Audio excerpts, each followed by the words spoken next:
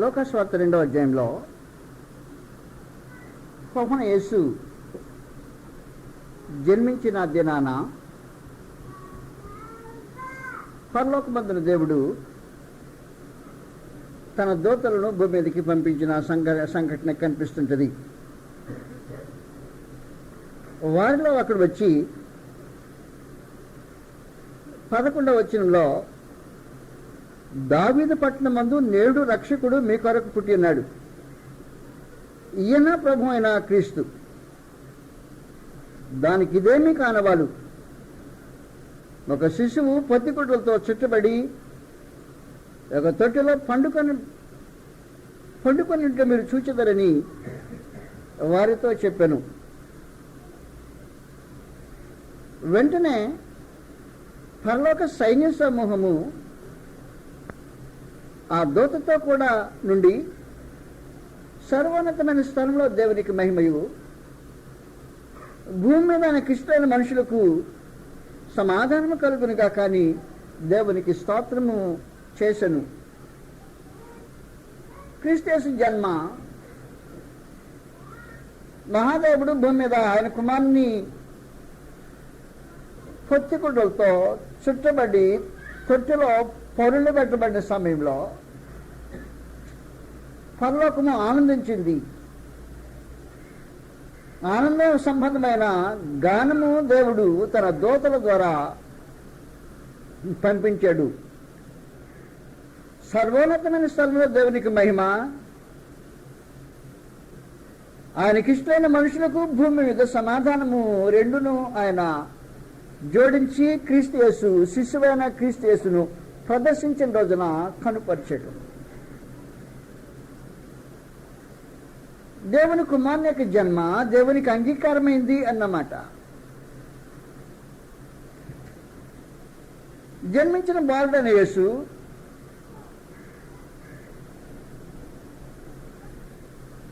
చిన్నతనంలో ఎక్కువ డీటెయిల్స్, వివరాలు మనకు తెలియవు. 12 ఏళ్ల వయసులో రాకమునుపు 40వ వచనం, 2వ అధ్యాయం 40వ వచనంలో, బాలుడు జ్ఞానముతో నిండుకొనుచు ఎదిగి బలము పొందుచుండెను, దేవుని దయ ఆయన మీద ఉండెను. దేవుడు క్రీస్తు ప్రభు మీద దయ చూపించి దేవుని దయ ఆయన మీద ఉండెను. 12 ఏళ్ల వయసు వరకు ఆ జనన దినము నుండి ఇప్పటి వరకు వచ్చిన సందేశంలో మహోన్నతుడు తన కుమారుని మీద దయపెట్టి పెంచుతూ వస్తున్నాడు.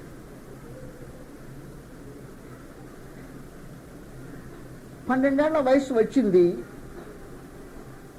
వచ్చిన తర్వాత ప్రత్యేకించి గ్రంథంలో చిన్న క్లిప్పింగ్, చిన్న సంఘటన మనకు దాఖలు చేయబడింది. దాఖలు చేయబడిన సంఘటనలో క్రీస్తు యేసు తన తండ్రి పనిలో ఉండాలనే భావన కలిగి ఆ వయసులో గుర్తించాడంటే ఆశ్చర్యమైన సంగతే.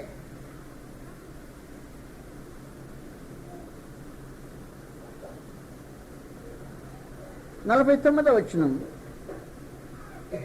యోసేపు మరియలు కనిపించని బాలుడైన యేసు కొరకు వెతుకుతున్నారు. వెతుకుతూ తిరిగి తాము అనుకున్న స్థలంలో ఆయన కనిపించకపోయిన కారణాన దేవాలయానికి వచ్చి ఆయన కూర్చున్న స్థలము, వాతావరణాన్ని ఒకసారి చూచి ఆశ్చర్యపడ్డారు. ఆశ్చర్యపడిన తర్వాత వారు ఆయన్ని వెతుకుతున్నట్టు సందేశం ఇచ్చారు. దానికి ఇప్పుడు ప్రభువైన యేసు బదులు చెప్తున్నాడు. 12 ఏళ్ల వయసులో ఆయన భావన ఇది. 49వ వచనము, ఆయన మీరెలా నన్ను వెతుకుచుంటిరి, నేను నా తండ్రి పనుల మీద ఉండవలనని మీరు ఎరుగరా అని వారితో చెప్పాను. నా తండ్రి పనిలో ఉండాలి నేను. ఎంత వయసు?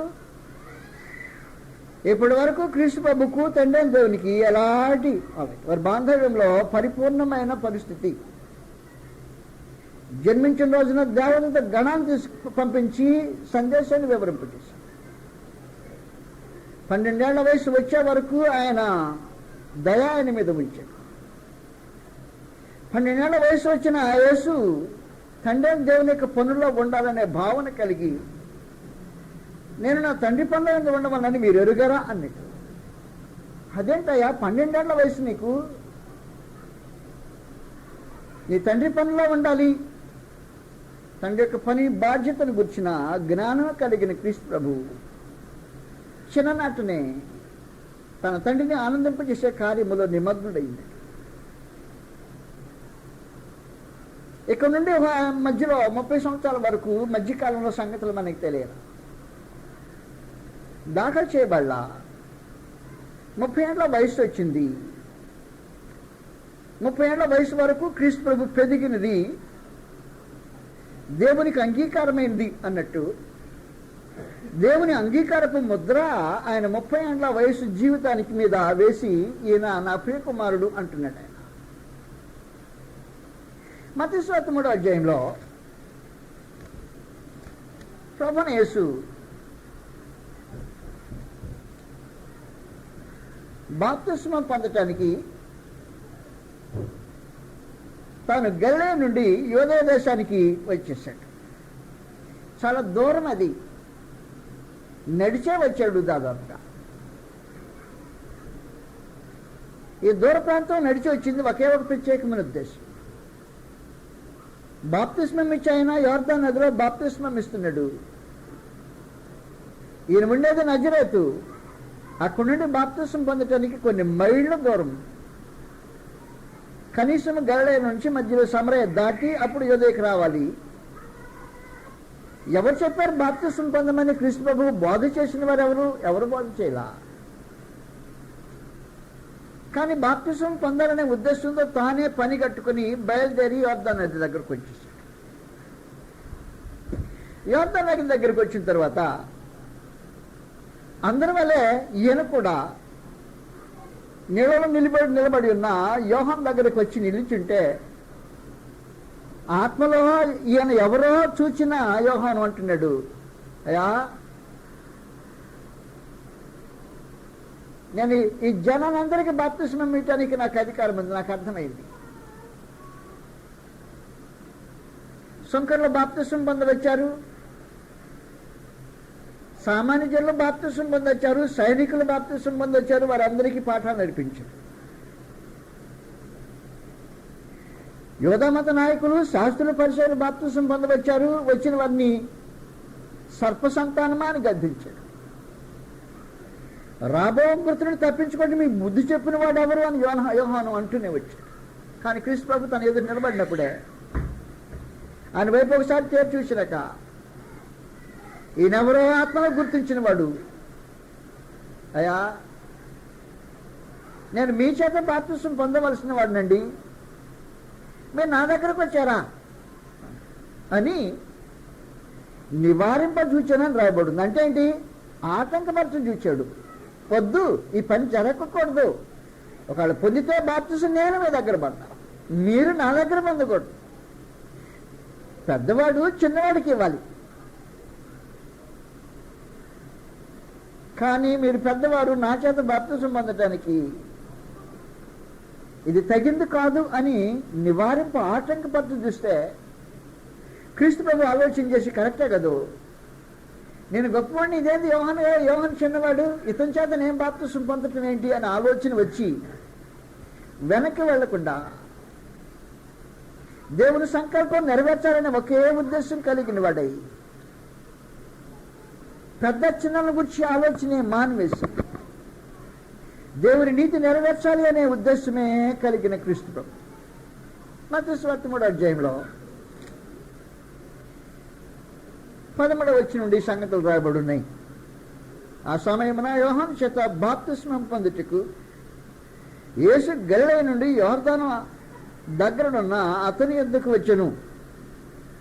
అందుకు యోహాను, నేను నీ చేత బాప్తిస్మము పొందవలసిన వాడినయుండగా నీవు నా యొద్దకు వచ్చుచున్నావు అని ఆయనను నివారింపజూచెను, ఆటంకపరచి చూచాడు. ఇది కాదు, తగింది కాదు అంటానికి మొదలెట్టాడు. దాన్ని క్రీస్తు ప్రభు అంటున్నాడు, ఒకవేళ ఇక్కడ ఆగామనుకో, ఆయన కూడా ఆలోచన చేశాడు అనుకో, బాప్తిసం పొందకుండా తిరిగి వెళ్ళాడు అనుకో, ఏం జరిగి ఉంటుంది? లూకాసు వార్త 7వ అధ్యాయంలో ఏం జరిగిందో క్రీస్తు ప్రభువు కూడా అలాంటిదే చేసి ఉండేవాడు. లూకాసు వార్త 7వ అధ్యాయం 30వ వచనంలో పరిసయ్యులను ధర్మశాస్త్రోపదేశకులను అతని చేత బాప్తిస్మం పొందక తమ విషయమైన దేవుని సంకల్పమును నిరాకరించిరి. ఎవరోళ్ళు? పరిసయ్యులు, ధర్మశాస్త్రోపదేశకులు. గొప్పోళ్ళు అనుకున్నారు వాళ్ళు. యోహాను చేత బాప్తిసం పొందాల్సిన అవసరం లేదు అనుకొని దేవుని సంకల్పం నిరాకరించి, ఒకవేళ ప్రభువుని యేసుకు తనకే మనసులో కలగకపోయినా యోహాను మాటలు విని కరెక్టే కాదు, నేను నీకు బాప్తిస్మం ఇవ్వాలి యోహాను, నీవు నాకు ఇవ్వకూడదు అనే ఉద్దేశంతో నీళ్ళ నుంచి బయటికి వెళ్ళిపోతే ఏం జరిగి ఉండేది? పరిసయ్యులు, ధర్మశాస్త్రోపదేశకుల్లాగా ఆయన కూడా తన విషయమైన దేవుని సంకల్పం నిరాకరించి ఉండేవాడే. అఘోరమైన కార్యము జరిగి ఉండేది. కానీ క్రీస్తు ప్రభు అలాగూ జరిగించడానికి ఇష్టపడలా. మత్తయి సువార్త 3వ అధ్యాయంలో ఏం జరిగిందో సంగతి చెప్పేశాడు. ఇక మీద 15వ వచనంలో యేసు బాప్తిస్మం ఇచ్చే యోహానుకు సమాధానం చెప్తూ, ఇప్పటికి కానేమో నీతి యావత్తు ఇలాగూ నెరవేర్చుట మనకు తగినదని అతనికి ఉత్తరం ఇచ్చాను. నీవు నెరవేర్చాలి నీతి, నేను నెరవేర్చాలి. నీవు ఈ రోజున బాప్తిస్మం ఇయ్యని అని వెనక తప్పుకుంటే నీవు నీతిని నెరవేర్చేవాడు కాదు. ఒకవేళ నీ మాట విని నేను బాప్తిస్మం పొందకుండా వెళితే నేను నీతి నెరవేర్చేవాడిని కాదు.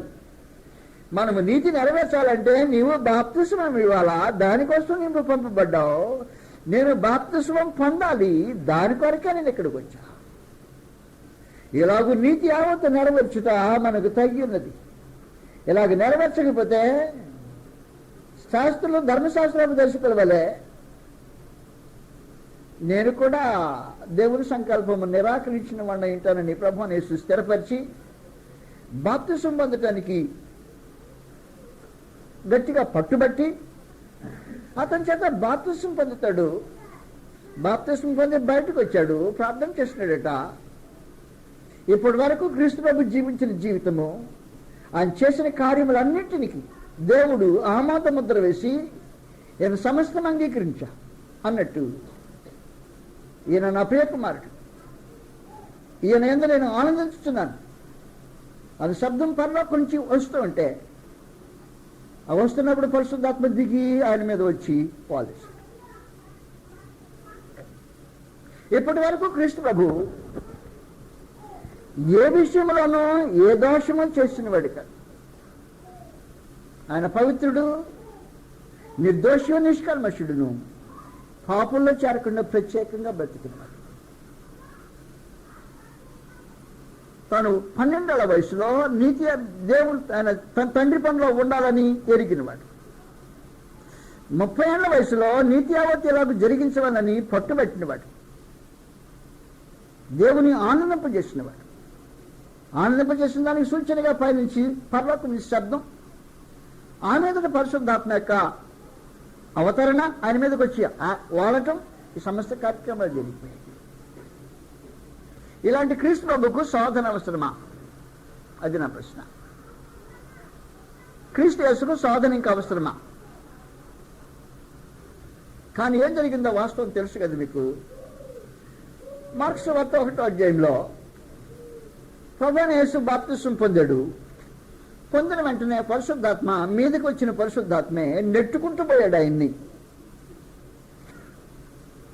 మార్క్స్ వార్త 1వ అధ్యాయం 12వ వచనంలో వెంటనే పరిశుద్ధాత్మ ఆయనను అరణ్యములోనికి తోసుకొని పోయాను. తోసుకొని పోయానంటే పద పద అన్నట్టు అన్నమాట. నెట్టుకుంటూ పోవటమే. తోసుకొని పోయాను. పరిశుద్ధాత్మ అరణ్యంలోకి తోసుకొని పోయింది దేనికి? సాతాను దగ్గరికి. పరిశుద్ధాత్మ వచ్చి క్రీస్తు ప్రభువుకు చేసే మేలు ఇదేనా? కానీ జరిగే మేలు ఏం జరుగుతుందంటే, పరిశుద్ధాత్మ వచ్చాడు, నిర్దోషి నిష్కామ మనుషుడు తండ్రి చిత్తాన్ని సంపూర్ణంగా నెరవేర్చిన అని దేవుడు సాక్ష్యం ఇస్తే వచ్చిన పరిశుద్ధాత్మ నెట్టుకుంటూ వెళ్ళి అరణ్యంలోకి తోసుకొని పోయి అపవాది దగ్గర పడేశాడు. పడవేసిన దానికి ఆయన సాతాను చేత శోధింపబడుచు అరణ్యములో 40 దినములు అడవి మృగములతో కూడా ఉంటాడు.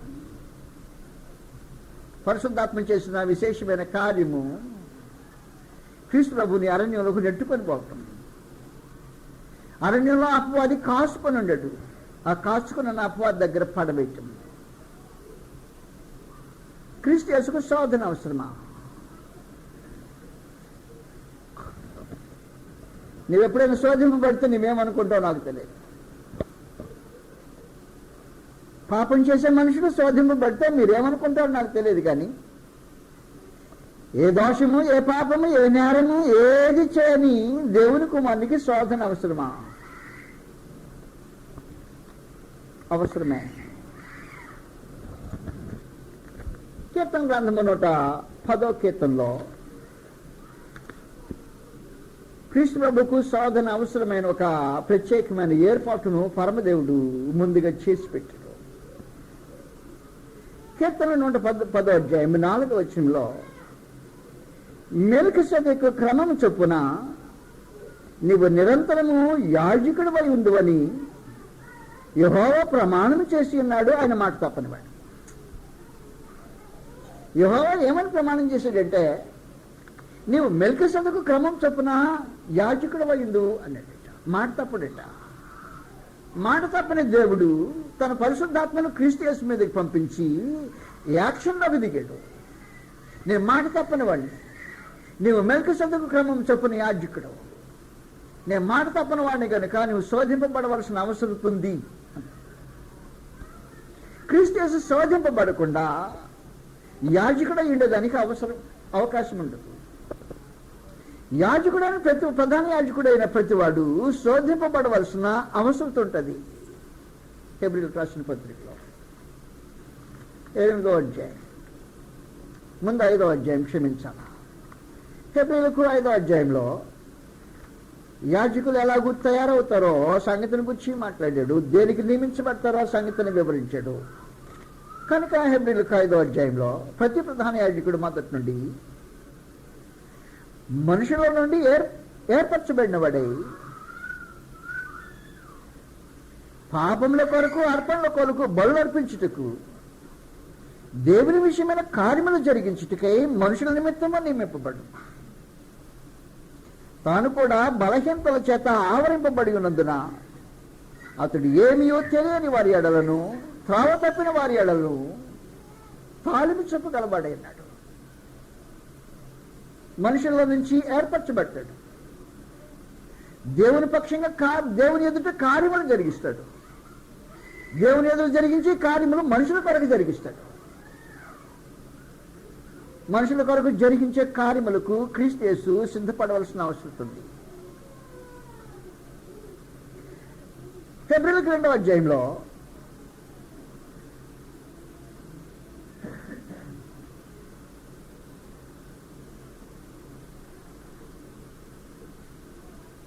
వచనం కావున ప్రజల పాపములకు పరిహారం కలుగుటకై దేవుని సంబంధమైన కార్యములలో కనికరమును నమ్మకము గల ప్రధాన యాజకుడికి నిమిత్తము అన్ని విషయములలో ఆయన తన సహోదరుల వంటి వాడు కావలసి వచ్చెను. తాను శోధింపబడి శ్రమ పొందను కనుక శోధింపబడిన వారికి సహాయం చేయగలవాడు. క్రీస్తు యేసు శోధింపబడకుండా ప్రధాన యాజకుడై ఉండడు. అందువల్ల మాట తప్పని దేవుడు క్రీస్తు యేసుకు శోధన ఏర్పాటు చేసి పెట్టి అరణ్యంలో అపవాదిని సిద్ధం చేసి పరిశుద్ధాత్మను పరలోకం నుంచి పంపించి ఆయన మీదకి రానిచ్చి ఆయన సాక్ష్యం ఇచ్చి అయిపోయిన తర్వాత శోధింపబడటానికి నెట్టుకొని పోయేటట్టుగా ఏర్పాటు చేసి పెట్టి మాట తప్పని దేవుడు తన మాట నెరవేర్చుకోవటం కొరకు ఆయన ప్రధాన యాజకునిగా సిద్ధపరిచే కార్యక్రమంలో జాగ్రత్తగా గమనించు. క్రీస్తు యేసు 2 పాత్రలు ఇక్కడ వహించాల్సిన అవసరం ఉంది. ముందు తానుగా ప్రధాన యాజకుడుగా సిద్ధపడాలి. 2 తానుగా నిర్దోషమైన గొర్రె పిల్లగా వధించబడాలి. 2 కార్యక్రమాలు జరగాలి. వధించేది తానే, తాను బలిగా అర్పణగా దేవునికి సమర్పించుకుని. యాజకత్వం చేసేది తానే. ఈ 2 కార్యక్రమాలు ప్రభువుని యేసు చేయటానికి గాను ముందు శోధింపబడితే ప్రధాన యాజకుడు అయ్యేదానికి అవకాశం ఉంటుంది. శోధింపబడకుండా క్రీస్తు ప్రభు ప్రధాన యాజకుడు అయ్యడానికి అవకాశం లేదు. కాబట్టి మాట ఇచ్చిన దేవుడు తన మాట నిలబెట్టుకోవటానికి తన కుమారుని అరణ్యంలోనికి పరిశుద్ధాత్మ చేత నెట్టుకొని పోయేటట్టుగా చేసింది.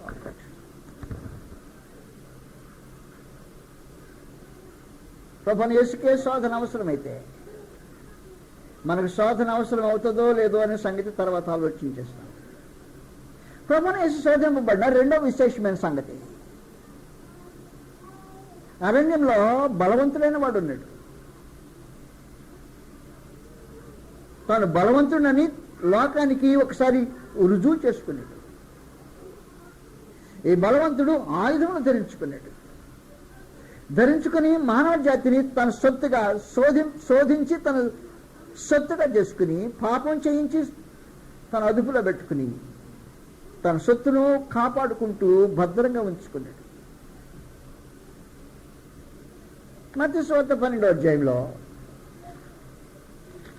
29వ వచనంలో సంగతి రాయబడింది. మత్తయి సువార్త 12వ అధ్యాయం 29వ వచనం, ఒకడు మొదట బలవంతుని బంధింపని ఎడల ఎలాగూ ఆ బలవంతుని ఇంటిలోజొచ్చి అతని సామాగ్రి దోచుకొనగలడు, అట్లు బంధించిన ఎడల వాని ఇల్లు దోచుకొని అని సంగతి. బంధించితే దోచుకుంటాడు. ఇప్పుడు బలవంతుడు అరణ్యంలో ఉన్నాడు. ఇప్పుడు ప్రస్తుతం లూకాసు వార్త 11వ అధ్యాయంలో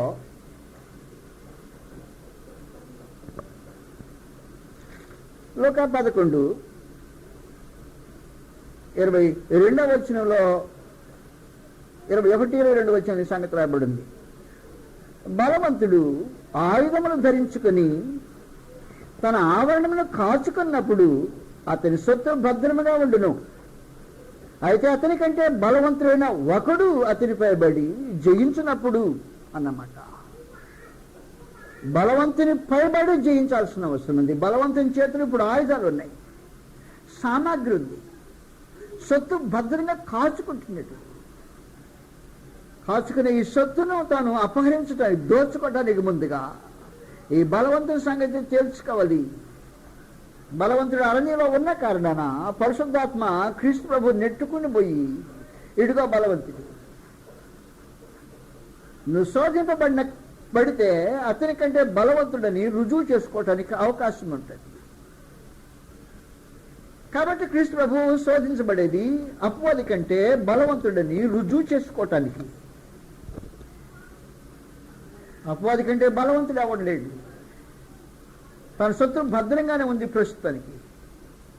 మనుషులు మరణ భయం చేత దాస్యమునకు లోబడి ఉన్నారు. మరణ భయం చేత దాస్యమునకు లోబడిన వారిని విడిపించడానికి రక్తమాంసంలో పాలు పడేయడే.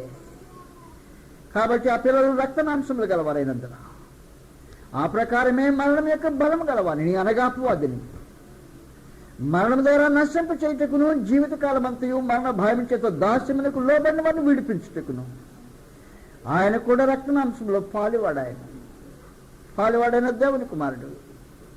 అరణ్యంలో తోయబడిన 2వ కారణం, బలవంతుడైన అపవాది కంటే నీవు బలవంతుడవని రుజువు చేసుకునే అవకాశం ఉంది శోధింపబడేటువంటి. ప్రభువుని యేసు అందుకు తనకంటే బలవంతుని రుజువు చేసుకోవటానికి శోధింపబడ్డాడు. 3వ విశేషమైన కార్యము, ప్రభువుని యేసు శోధించబడింది. హెబ్రీయులకు రాసిన పత్రిక 2వ అధ్యాయము 14వ వచనం మీకు తెలిసినట్టే.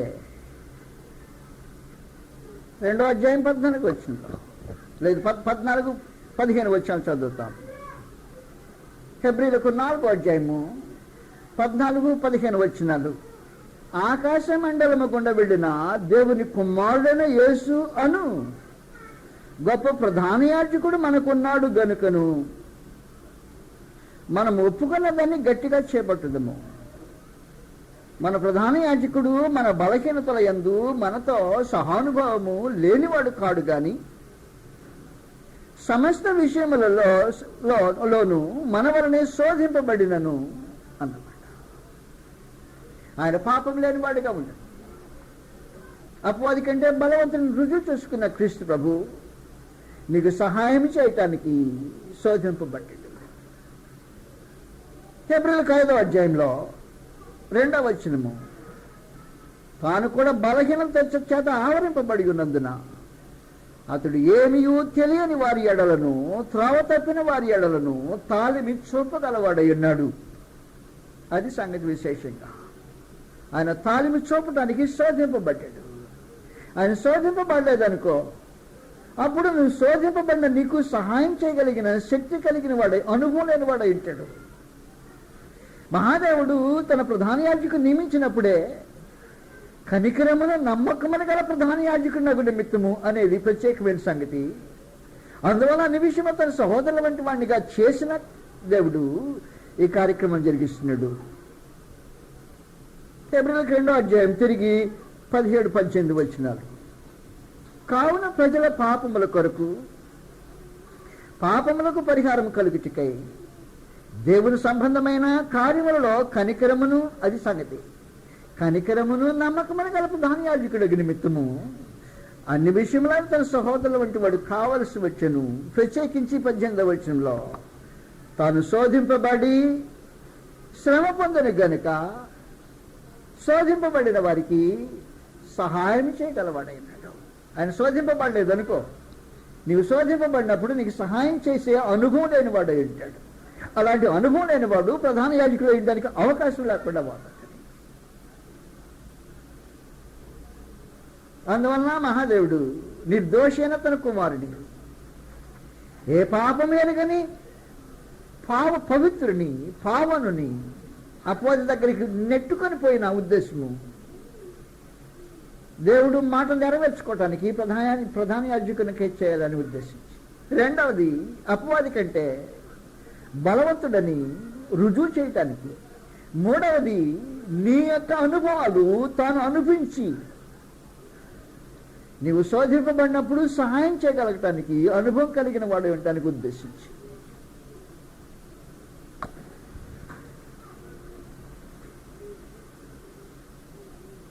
హెబ్రీయులకు 7వ అధ్యాయంలో